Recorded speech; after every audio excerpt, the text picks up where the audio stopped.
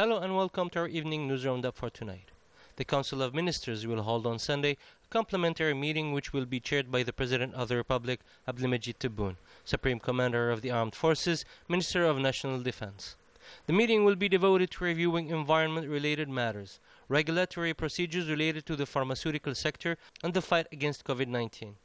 In addition to two other draft ordinances related to the sector of justice and another file about the commercial exchanges with African countries. The last cargo of humanitarian aid intended for Niger arrived on Saturday afternoon at the international airport of Agadez. It was made up of 90 tons of first necessity foodstuff products and 10 tons of medicines, which were delivered aboard 3 military aircrafts from the Algerian Air Forces. It is useful to remind that 2 military aircrafts landed on Friday already in the Nigerian airport. This humanitarian air caravan was given the go on Thursday by the president of the Algerian Red Crescent from Algiers. This lofty move of humanitarian solidarity has come in the context of good neighboring, as all of it was intended to families in need in the Agadez region. The Fatwa Commission under the Ministry of Religious Affairs and Waqfs has decreed that zakat may be determined before its expiration by 1 full year.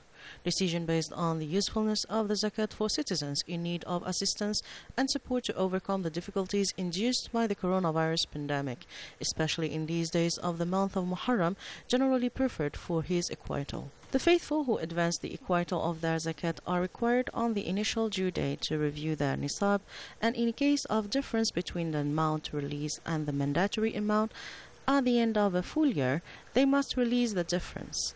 Advises the Commission, explaining that the advancement of the zakat does not in any way exclude its liability for the gains made during this interval, stressing the obligation of zakat on livestock and agricultural products according to the terms and conditions established.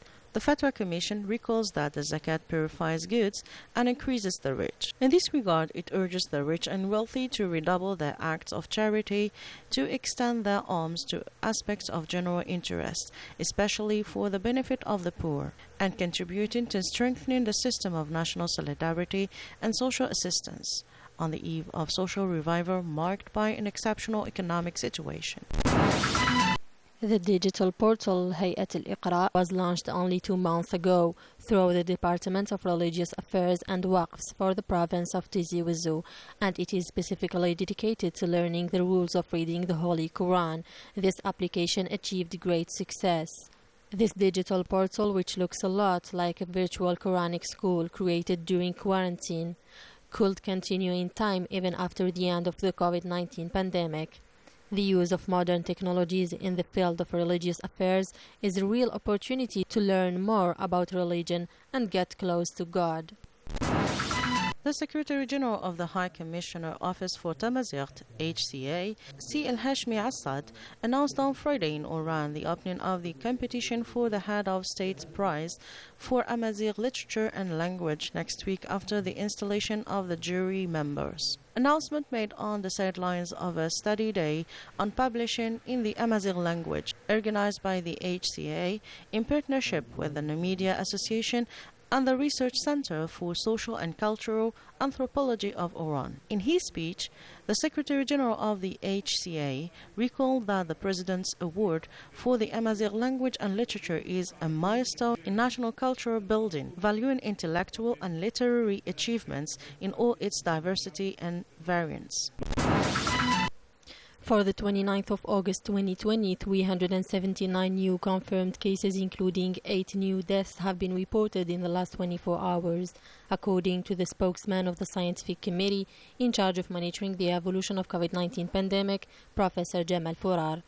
He added that in the last 24 hours, 20 provinces have reported no new cases, 15 provinces have registered between 1 and 9 cases, and 13 other provinces have recorded more than 10 cases. 281 patients have recovered, which brings up the total number of cured patients to 13,717, while 28 are in intensive care. To conclude, Professor Jamal Fourar stressed the necessity to remain vigilant and to observe healthy measures and the mandatory wearing of face masks. The inhabitants of the town of Janat in the province of Illizi are celebrating today this Biba. It is a beautiful, authentic magic celebration that so many are eager to attend and witness each year. The Sbiba is an annual celebration that takes its roots in the ancient history of the region, where there was a war between two main tribes of Tuaregs and the peace pact they signed after years of conflict.